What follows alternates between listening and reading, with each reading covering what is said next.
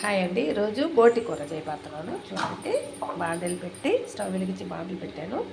Oil వేసుకుంటున్నాను, తగినంత oil.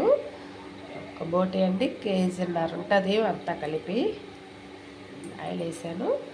ఒక కప్ ఆయిల్ ఉంటుంది ఇది. చూడండి ఫ్రెండ్స్,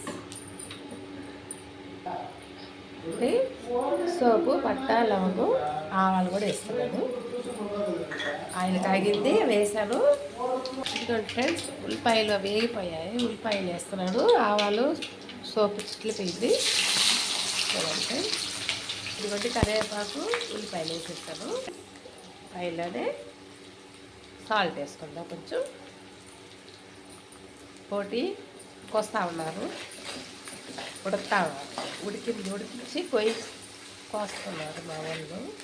టమాటా ఎరగడ్డ వాడిచి అల్లం పేస్ట్ వేసుకుంటాం. ఇందులో ఫ్రెండ్స్ ఉల్లిపాయలు అయిపోయినాయి, టమాటాలు వేసుకుందాం. ఫ్రెండ్స్ టమాటా కూడా వేయకూడదు, అల్లం పేస్ట్ వేసుకుందాం. ఫ్రెండ్స్ అల్లం పేస్ట్ కూడా వాడింది. ఇప్పుడు పసుపు వేసుకుందాం, తగినంత పసుపు వేసుకుందాం.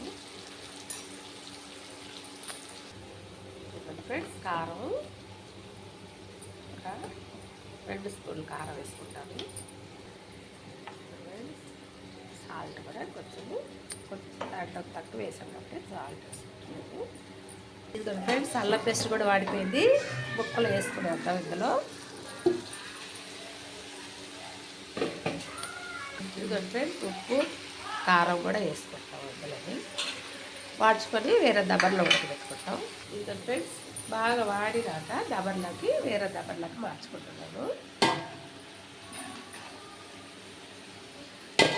ఇదిగోండి ఫ్రెండ్స్, ఇందులోనే తగినంత వాటర్ వేసుకుందాం.